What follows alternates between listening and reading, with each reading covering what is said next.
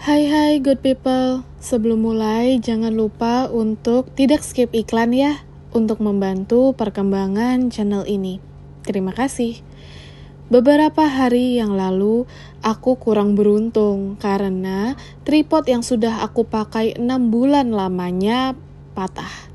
Dan ketika dipakai, hasilnya jadi kurang maksimal.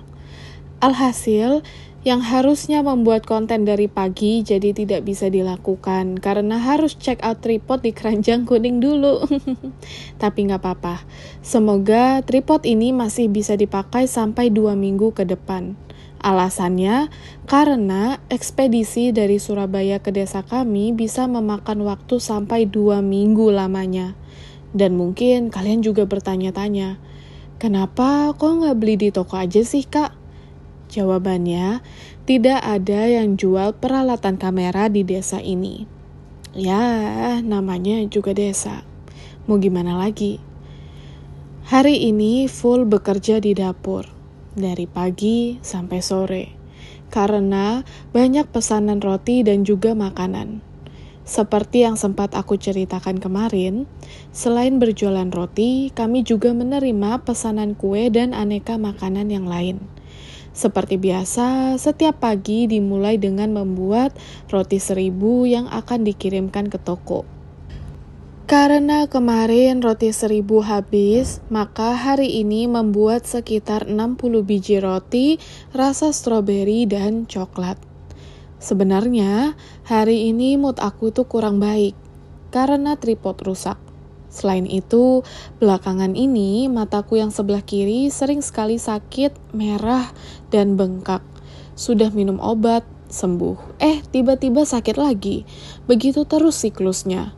Cuma, melihat ama aku bahagia sekali dapat banyak pesanan roti dan makanan, aku yang tadinya bekerja setengah hati, jadi ikutan senang dan semangat.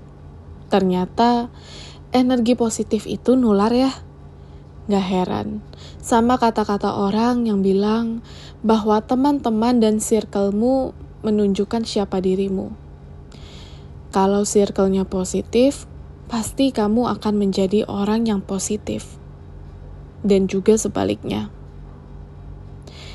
Ternyata, aku dikelilingi keluarga yang juga demikian. Bahkan, di hari di mana aku merasa lelah, sedih, dan kurang bersyukur pun, masih ada orang-orang di sekitar yang bantu menyalakan api semangatku lagi. Itu juga alasan kenapa sih orang tua sangat ketat dengan pergaulan anak. Alasannya, anak yang baik bisa rusak karena seorang teman. Maka, untuk kamu dan juga aku yang sekarang lagi menonton video ini, pinter-pinter ya pilih teman. Jangan sampai salah pergaulan. Jadi ingat, dulu ketika di kota, aku punya seorang teman yang hobinya ke diskotik. Hampir setiap malam, dia menelpon hanya untuk menemaninya minum di bar. Bersyukurnya, aku tidak pernah mau ikut. Karena setiap hari harus bangun pagi untuk bekerja. Lambat laun, teman aku jadi tidak pernah menghubungi atau bahkan sekedar bertegur sapa denganku. Seperti lama-kelamaan dia pergi dengan sendirinya. Tidak lama dari situ, aku membaca berita di koran digital yang bilang bahwa temanku itu masuk penjara bersama dengan beberapa selebgram karena mengadakan pesta narkotika di Bali. Ini hanya cerita dari pengalamanku untuk pembelajaran kalian ke depannya, dan juga untuk aku. Karena terkadang manusia itu sulit menolak karena rasa sungkan atau gak enakan. Padahal, mungkin dengan kita sesekali berkata tidak pada hal yang tidak ingin kita lakukan, justru menjauhkan kita dari mara bahaya yang akan menyusahkan di kemudian hari. Minggu ini rasanya bikin kompiang terus ya. Di vlog kemarin juga dalam edisi bikin kompiang. Di vlog ini juga bikin kompiang. Ya gimana dong? Berhubung ada kiriman daging ayam dan lobak ekstra banyak dari kota, ya dimanfaatkan. Kemarin ada kelompok ibu-ibu guru mengaji yang datang ke rumah dan langsung memesan 65 buah kompiang daging untuk dibawa ke acara masjid di desa sebelah. Special request dari mereka yang mau isiannya lebih manis, karena banyak anak-anak kecil yang suka makan. Jadi, jangan kaget kenapa dagingnya berwarna coklat. Karena ditambahkan ekstra kecap manis di dalamnya. Karena ada ekstra adonan kurang lebih 15 biji, Ama memberikan ekstra 10 biji kompiang kosongan untuk bekal perjalanan kelompok ibu-ibu ke desa sebelah. Sisanya ditaruh di rumah untuk kami makan sendiri. Sebenarnya ini bukan kali pertama ibu-ibu masjid memesan roti dan kue buatan Ama. Mungkin ini sudah yang kelima kalinya ya tahun ini. Kalau ada ibu-ibu masjid yang kemarin datang ke rumah dan memesan kompiang, nonton video ini, terima kasih banyak ya. Maaf kalau kurang sopan dengan menyebut ibu-ibu masjid. Nanti kalau mampir lagi ke rumah, aku harus kenalan sih, biar tahu namanya. Sempat aku ingin membuka toko roti kecil di depan rumah dan menjual kompiang kosongan. Tapi semua ide itu masih dalam proses perencanaan. Karena seperti yang kalian tahu, di depan rumah kan ada bengkel paman aku. Takutnya kurang higienis kalau bercampur dengan toko roti. Ide tersebut muncul dari pemasukan bulan ini yang bisa dibilang merugi. Ya, karena hasil panen sawah Ama tidak menguntungkan sama sekali. Seharusnya Ama bisa memanen 20 karung beras sekali panen. Tapi kali ini sama sekali tidak menghasilkan satupun karung beras, karena ada virus dan hama di sawahnya Ama. Sebenarnya, virus dan hama di sawah padi ini sudah terjadi di banyak petani lainnya. Cuma kali ini terjadi di sawahnya Ama. Sekali lagi, kalau aku cerita kenyataan pahit seperti ini, jangan disalahartikan sebagai meminta belas kasihan atau meminta donasi. Tenang saja, kami tidak membuka donasi atau meminta uang kalian kok. Ini kan hanya cerita, realita hidup, agar kalian juga memahami bahwa cerita hidup tidak selamanya baik-baik saja. Kebahagiaan dan kesenangan yang kalian lihat di depan kamera hanya beberapa menit dari puluhan jam kehidupan orang yang sebenarnya. Gak apa-apa, Tuhan menutup satu pintu rezeki, Dia pasti membukakan pintu yang lainnya. Terkadang terlalu sering menonton cerita bahagia orang lain membuat hati mulai membandingkan nasib diri sendiri. Kenapa ya? Kok aku tidak seberuntung mereka? Atau bahkan mengeluarkan kata-kata, pengen deh jadi seperti mereka. Sadar tidak sadar, kita mulai merasa kurang puas dengan hidup yang sudah diatur Tuhan sedemikian rupa. Nyatanya, Tuhan tidak pernah salah. Maka dari itu, penting bagi aku untuk membagikan realita pahitnya hidup kepada kalian.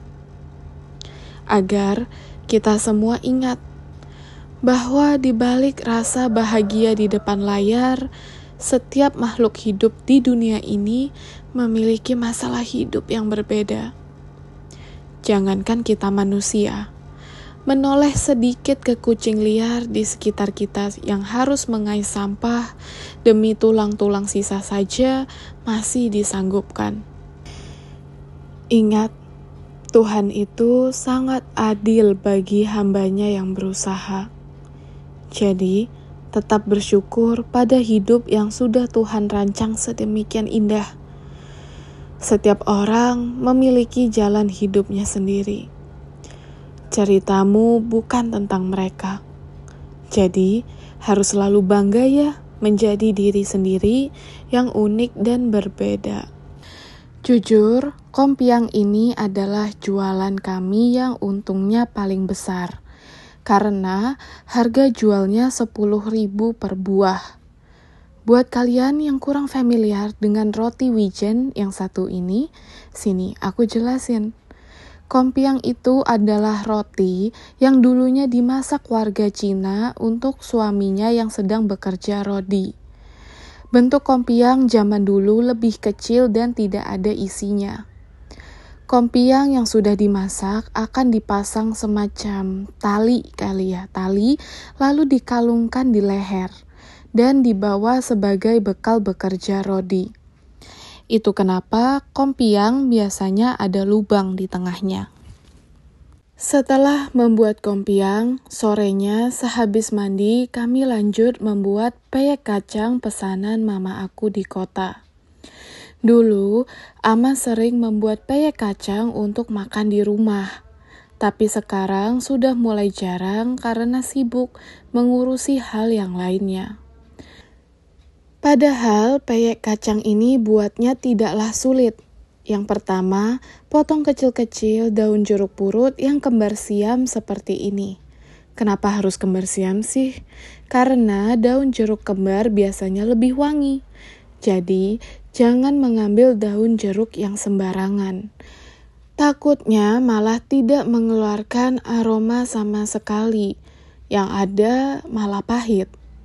Lanjut, ulek bawang putih, garam, dan juga kemiri yang sudah diparut. Bumbu tumbuk ini nantinya akan sebagai bumbu dasar peyek. Kalau kata Ama, bumbu-bumbu harus diulek dan tidak boleh dicoper apalagi di blender. Karena hasilnya kasar dan kurang halus. Dan ingat ya, diulek tanpa menggunakan tambahan air. Di dalam baskom atau wadah besar, campurkan tepung beras, tepung kanji, dan juga bumbu putih yang tadi sudah kita ulek. Supaya peyek gurih dan renyah, bisa ditambahkan santan kental kemasan dan juga air.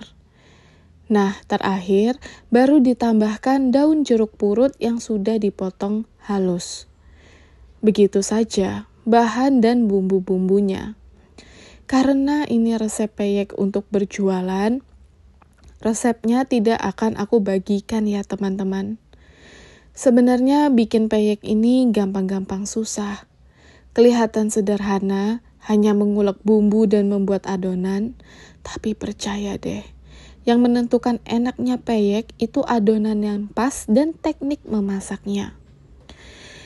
Kalau kalian membuat peyek kacang seperti kami, jangan lupa kacang harus dibelah menjadi 2 bagian agar tidak terlalu besar. Kacang bisa ditaruh di atas sendok sayur, lalu tuang adonan ke pinggir-pinggir wajan yang sudah disiram minyak agar tidak lengket.